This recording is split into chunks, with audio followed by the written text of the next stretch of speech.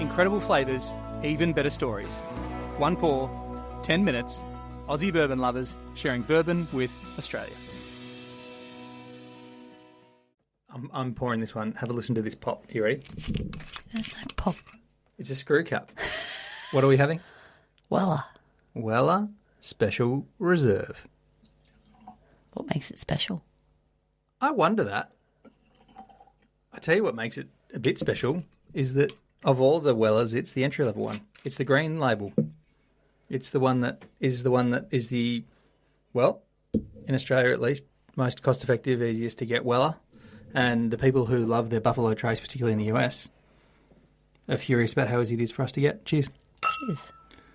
Is Weller the one that when they're testing out the Pappy and things like that and it doesn't quite make the cut in front of their panel of like 16 people all testing it, and if they all agree it's a Pappy and costs a lot of money? Your version of this story gets more and more elaborate every time. Is it 16? Maybe 28. I just was fascinated by the fact that a certain amount of people sit there, taste a barrel, and if they all say, yes, this is a Pappy, it's a Pappy. Yep. And if one or two of them say, no, it becomes a Weller. And it's very affordable and sitting on your shelf. Well, okay, let's just backtrack. You can correct So now. Definitely, yeah. There's the mash bill is exactly the same mash bill as the Pappy. Yep, you're right. The juice is the same. And one of my favourite things about bourbon is how much the influence of the wood and where the barrel is in the rickhouse and how the white dog reacts with that particular wood of that particular barrel and that particular location, the rickhouse, means that what that is. Because they don't move them all around. Or like at Buffalo Trace they don't? Yeah. No. Maker's Mark's the only one they still do move the barrels or rotate the barrels through. Yeah, absolutely. This could have been... This is... If you want to think about it like that, as a runner in a race or something, this is the bourbon that could have been a Pappy. Yeah. But it wasn't. It isn't. Didn't get his nose across the line in front of the other guys. No age statement on the bottle. Special Reserve. The only age statement that goes on as far as I know, on a Weller is the Weller 12-year-old, which means that that Weller is at least 12 years old. Yeah. But Special Reserve is the easiest one to get. You can get it in Australia. You can get it relatively easily. I reckon you're paying less than $100 Australian for that, maybe around 80 or... The US not so easy. Well, there's some states where you can get it really easily. I don't know. I'm making this up. But from what I've read, there's a meme about it's really easy to get in Ohio and maybe Kentucky. I might be making that up. But then everywhere else has trouble getting it. But we make up lots of stuff. So, just only believe a portion. But why is it so delicious, H? Do you know the answer? What's the ingredient this one's got that makes it so easy to drink? Lots of corn and wheat. Yeah, well, good. Well done. Yep, it's wheated. Yeah. It's the wheated bourbon of the Buffalo Trace mash bills. This is the wheated mash bill. Yeah. When they put in more wheat and take out the rye, I definitely know I'm going to enjoy it because it doesn't have that burn that the rye kick, burn, whatever people like to call it. I'm going to provide a controversial opinion. Oh.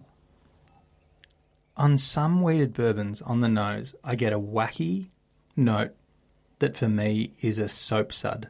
Oh, you're weird. Yeah, weird. I'm sorry about sud. this. That doesn't sound like something you'd like to drink. It is for me not stronger than on the 1792 sweet wheat.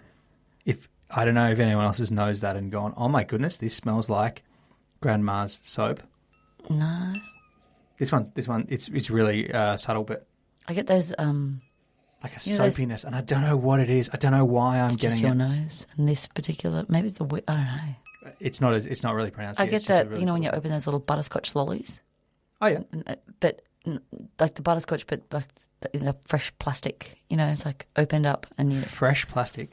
Well, like fresh from the plastic. Fresh from the plastic, yeah. What kind of butterscotch lollies? They're like a. I don't know. Is it Werther's? I don't know what they're called. Oh, yeah, Werther's Originals. Yeah. And you open them up and it unwraps and you kind of got that fresh plastic but delicious fresh butterscotch kind of combination. Okay. That's not soap. But, It's super subtle. I don't want to make anyone turn anyone off it. This Weller Special Reserve is one of my... I want to have a bourbon.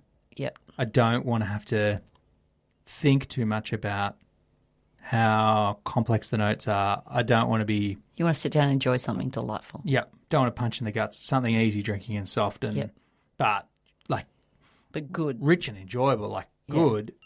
Not too young. Like you want something that's like a good aged bourbon. Well, I don't know how old it is, but yeah, it comes in at 80 proof, so it's a, really, the Bourbon Lens guys would say it's crushable. I don't know. Yep, I think crushable sounds like solo in a can. They would say 80 proof is probably pretty crushable. But I really like fresh and light's not the right word, but like I know I have it with ice, but it also like it tastes cool. Do you know what I mean? Like it doesn't. I don't know how to describe that. It's like I think that easy drinking doesn't leave the burn. That wheated thing instead of the rye that I always talk about. Probably too much. My apologies. Nah, but and I'm okay with on the flavour profiles. I'm often surprised when I have a bourbon and someone goes, "That's a high rye," but I've really enjoyed it because I really do like lower rye, more wheat. If it's a 4 grain, I like the higher wheat influence. Yep. Because I just like the softness that it brings. I'm a big old softy, H. That's what's happening. I'm a softy. So Softy soft. we have done the tour at Buffalo Trace. We talked about this before, and it's pretty cool. Yeah, well, you get to see all the Buffalo Trace stuff. Weller, Blanton's. We've walked the rig houses where these very barrels are. Yeah, it's really cool. You get to go right into the middle of all the barrels. Pretty cool.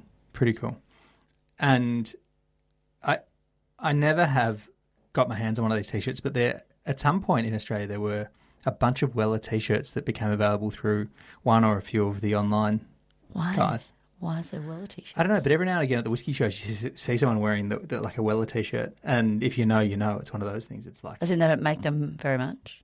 Well, I don't know. I haven't really seen him in the US, but but it's got the iconic Weller W. It's got the big loop at the top, and I You want one? do know. Well, I don't. He's I really just wear black T-shirts. I don't know if you've noticed, but I don't really wear T-shirts with stuff on them. Might mix it up and get you a Weller shirt. Maybe I should start to think about wearing that. That's where I got my favourite beanie. At Buffalo Trace? Yes. I have a big head. Not like figuratively speaking, no, actually I have a big head. Yeah. Yeah, and so most beanies... Geometrically speaking. Yeah, geometrically speaking, I have a big head. And so I never, like at every shop I've ever been in, the beanie's just uncomfortable. And then when I was at Buffalo Trace, I was like, oh, how cool is that? It wasn't that day your head had shrunk? Good stretch. And it was a great beanie. It's not my favourite beanie. What a good thing. So one of your favourite T-shirts is a bourbon T-shirt, never Old gets Forester. old, from Old Forester. And your favourite beanie is Buffalo Trace? Buffalo Trace. Amazing. And probably most of the people who see me wearing it wouldn't have a clue what Buffalo Trace is. It's funny, isn't it? It's a great beanie. Why is it that Australians don't seem to understand bourbon as well? The way that...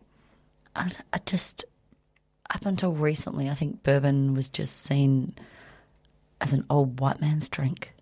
And Do you reckon? yeah. I reckon it's just a thing you put with Coke.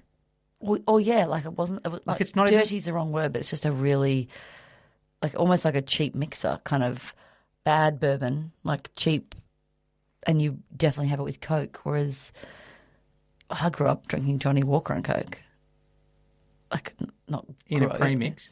No, like You'd pour across it the yourself. bar, in uni was Johnny Walker and Coke.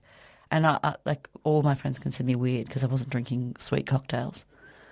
But I don't know, maybe it's a... But I really would like to see that image change because it's so good in cocktails. It's so easy to drink, especially a Weller like this. This would make a banging old-fashioned, actually. Yeah. Maybe this would be a nice gateway bourbon for a human of an Australian descent who maybe had only ever had bourbon and Coke and was like, oh, I don't know if I need another Woodstock. Yeah. It's not Woodstock. It's not a Woodstock. This is a extremely sought after.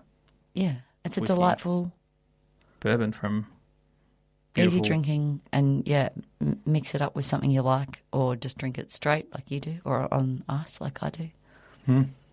I think I think the image of bourbon being a cool, fun thing to drink hasn't yet taken off in Australia. Is that I think it's accurate? coming. I think it's coming. I think it's kind of here, but it hasn't. The wave hasn't hit yet. Well, we're here to help spread the word. Yeah, get the wave out there. Cheers. Thanks for listening. Make sure you're connected with us on TikTok, Instagram and YouTube, and stay connected with us by clicking subscribe on your favourite podcast app.